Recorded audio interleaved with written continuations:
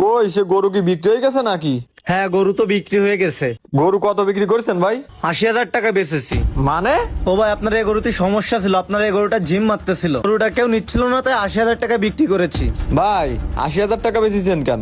গরুর পিছনে আমার ১ লাখ টাকার বেশি খরচ হয়ে গেছে। ৮০,০০০ টাকা বেচলি তো ভাই আমার লস হয়ে যাবে। ও ভাই, আমি বলে ৮০,০০০ টাকা বিক্রি করতে পারিছি, আপনি হলে ৫০-৬০,০০০ টাকাও বিক্রি করতে পারতেন না। ভাই ৮০,০০০ টাকা বেচেছেন, তাহলে তো আমার মেলা লস হয়ে গেল। ভাই একটা কথা বলতেছি শোনো, কম বেশি লস হয়ে থাকে সবসময়, ব্যবসার ক্ষেত্রে কম বেশি লাভ লস হয়, এটা ধরতে গেলে চলে না। ভাই আমরা ব্যাপারী মানুষ, কারোর একটু লাভ করাই দিতে পারে, আবার কারোর একটু লসও হয়, ও নিয়ে টেনশন করলে হবে না। এ ওট ওট ওট ওট এই ভালো করে বাঁধিয়েছেন নিস, কোনো সমস্যা হয় না যেন।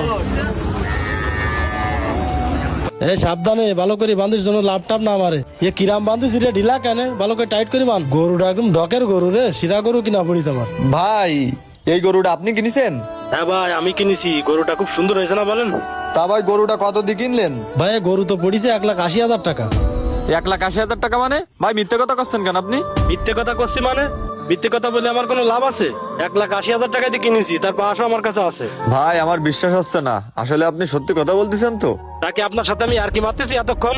ও ভাই তাহলে আপনি সত্যি ১,৮০,০০০ টাকা দিয়ে কিনেছেন? বললাম যে ভাই ১,৮০,০০০ টাকা দিয়ে আমি কিনেছি, তাও আপনি বারবার জিজ্ঞেস করতে চান। এই আপনি আপনার কাজে যান তো, হ্যাঁ ঝামেলা করেন না।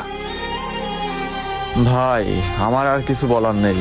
আমাদের মতন সাধারণ মানুষ কিছু বিক্রি করতে গেলে দাম কম আর কিনতে গেলে দাম বেশি। হাটে বাজারে বাটপাত দালাল চক্র ঘুরে বেড়ায়, মিষ্টি মিষ্টি কথা বলে আপনাকে প্রথমে ঠকিয়ে দেবে, আপনি বুঝতেও পারবেন না।